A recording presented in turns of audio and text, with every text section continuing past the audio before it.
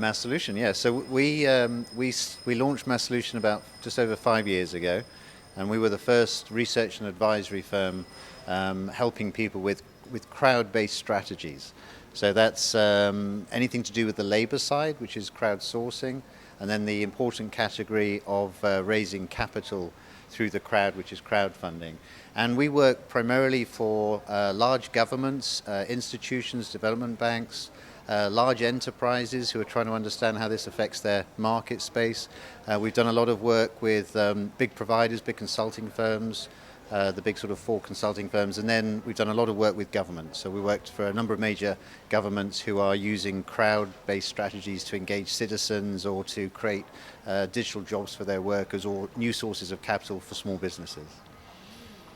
So what do you think is the difference between like crowdfunding platform providers in America and in Asia? So I think the difference in markets isn't necessarily a function of the difference in the platform. I think it's a difference in the function of the environment that the platforms are situated in.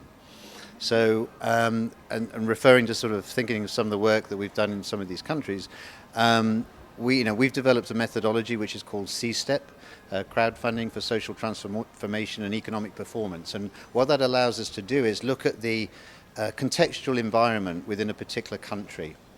So we look at things like the political environment.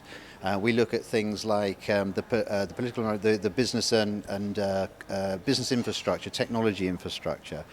We look at what regulations and things are in place. So that provides us with an understanding of the sort of the contextual environment, and then we look at the different factors that play, like culture, like history, people's propensity to engage online, people's confidence in marketplaces, things like sources of capital. So does a particular market, is it about availability of capital or is it about access to capital? So they're very different issues. We look at things like funding demand. So how much demand is there from funding? Where is that funding demand coming from? We look at the environment, we call it management, but what type of programs are needed or associations to support the development of the marketplace? Is it about trade associations? Is it about financial products? People can't participate in crowdfunding if there aren't the products necessary, like escrow accounts or the ability to pay and transact online safely and things of that nature. So my advice to any platform is to understand the jurisdiction in which you're operating and to understand, given that context, how it affects the way that you start and build and grow your business. So is there something that you want to see change in the Asia crowd economy? Well, I must herald Malaysia for its very progressive government-led policy and strategy regarding creating a digital economy. So one can't say that Asia hasn't shown any examples or any indication of it being recognized as something that government policy should drive. Okay, this conference, has been a really good example, but of crowdfunding as a grassroots movement. Okay, any jurisdiction, any country that can foster the sort of the grassroots movement, the champions of crowdfunding, the operators, the ambassadors, but also engage big business. Big brands, because big brands do a lot in terms of creating a lot of confidence in the marketplace if they see big brands participating in fundraising type of activities and using their brand association. If it's done as a sort of a top-down approach as part of government policy as well as a grassroots approach, then I think Asia will have a chance of accelerating the development of the market and doing it in a sort of a safe and sustainable way. That hasn't been replicated in many other countries. So I think that's what Asia's opportunity is. Okay. So finally, how was your experience at our Bangkok summit? Well, you put on a very impressive show as always, and that is something I've experienced before. So I think you've mustered a tremendous amount of support. There's two terrific sponsors here.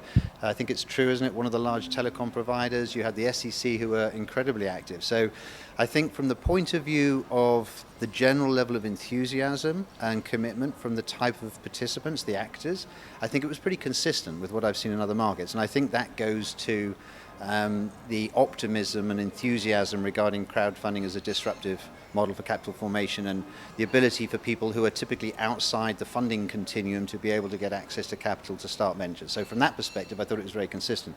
I thought what was remarkable here is the presence of your regulator, the Securities and Exchange Commission, and they were here in great force. And I think to have that participation at such an early stage in the development of the market, I think is testament to both the country and the organisers of this event, Phoenix, and the crew and the team behind the conference. And I think going forward, if the people that are working very hard on the ground can continue to enlist the support of big brands, big institutions, the financial services companies that ultimately are going to be responsible for the endorsement of this as a viable and safe funding mechanism, and that they're going to be able to introduce the products and services that are going to be necessary to make the market flourish and to be done in a way that makes it scalable, then I think if you can adopt that formula and push forward in that regard, then I think it will be very interesting. Our own research, which we publish on an annual basis, we're publishing our research on the 2015 report on crowdfunding over the last 5 years. And there's some interesting data points that we're going to release about where Asia is in the crowdfunding world globally. So Asia has been behind North America and been behind Europe for the last few years. I look forward to you reading the 2014 data and 2015 data to see where Asia stands in the overall global rankings. Thank you. So I'll tempt your appetite with that snippet. Thank you. Okay, thank you very much. Thank you for your time. And thank you for making me a guest at the